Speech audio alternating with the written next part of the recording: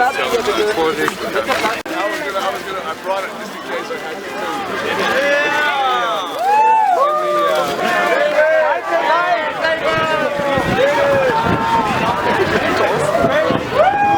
Hello, hello. I've been looking for freedom. All right, so it's a pleasure to be here. Yeah, this was given to me by a little girl, and I love Berlin, and Berlin loves you. But I don't speak German. I sing in German, sometimes very badly. David, you came here a couple times, and you also told me about your trip through Eastern Germany as one of the first, if not the first, American artist who toured through Eastern Germany. So you saw the whole process and changes here, and maybe you tell the people how you feel about using this area as a living area, or a place for a hotel, or maybe a place where not history is really appreciated. This is not the first time it's happened. This is the second time it's happened. They tore down all the crosses, which you can see on. I posted on Twitter. I took a picture and put it in my computer because I was so moved by it. And they tore down the crosses of all the people that were killed trying to escape to build a parking lot. That was by Checkpoint Charlie. And I was honored in 1989 to sing on the wall. It was a big surprise to me when they called and asked if I could sing on New Year's Eve. And I said, only if I could sing on the wall, knowing they would say no. And they said, we need to get Helmut Kohl and Chancellor Honecker to say yes. Both prime ministers, what do you call them, prime ministers? Yeah. Chancellors, both chancellors had to say yes. They called back 2 days later and they said yes. I had the privilege of going into East Germany back and forth through Checkpoint Charlie, because when I was flying into Berlin, where I recorded my record and where my producer lived, when I did Looking for Freedom, I saw the wall from the air. It was staggering and overwhelming, and all I wanted to do was to go inside the wall and talk to some people to find out what it's like living there, and I did. I met two girls in Alexanderplatz, right? In Alexanderplatz. And I said, do you know me from the man who talks to the car? They said, they thought I was crazy. They said, no, you are the man who sings of freedom. And then they went, I've been looking for freedom.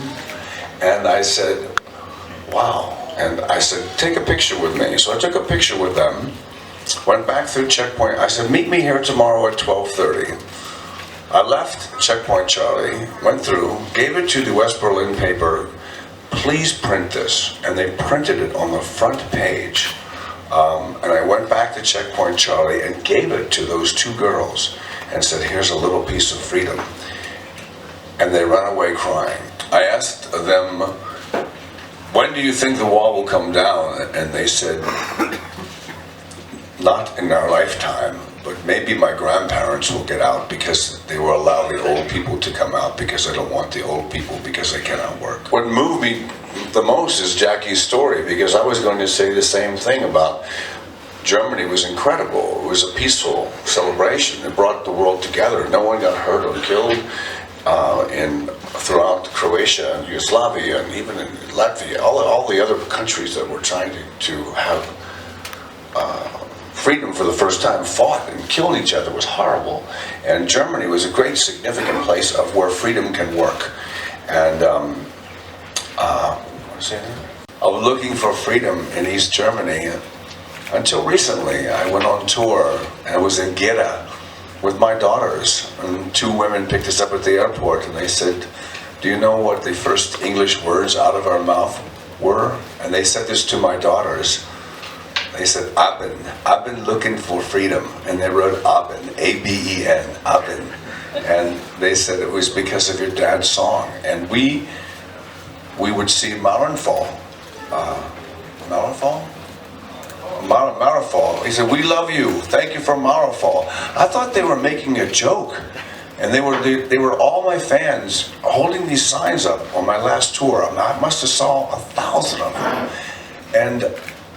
But they were telling the truth. And it was amazing how sport, music, entertainment, and religion, sports, entertainment, and music bring the world totally together. And I think that it's an honor that anybody was singing Looking for Freedom at all. And it was great that they were actually singing it in East Germany. This last piece of the wall is really sacred. It's the last memorial to the people who died and to the perseverance of freedom.